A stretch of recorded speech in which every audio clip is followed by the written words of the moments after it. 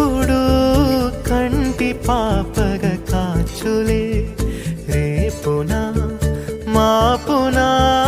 చంటి పాపగా చూచులే ఈ తమ్ముడే తన అక్క కమ్మై లాలించే లాలించే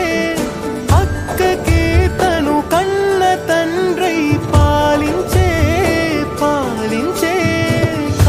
ఈ రోజు కోసం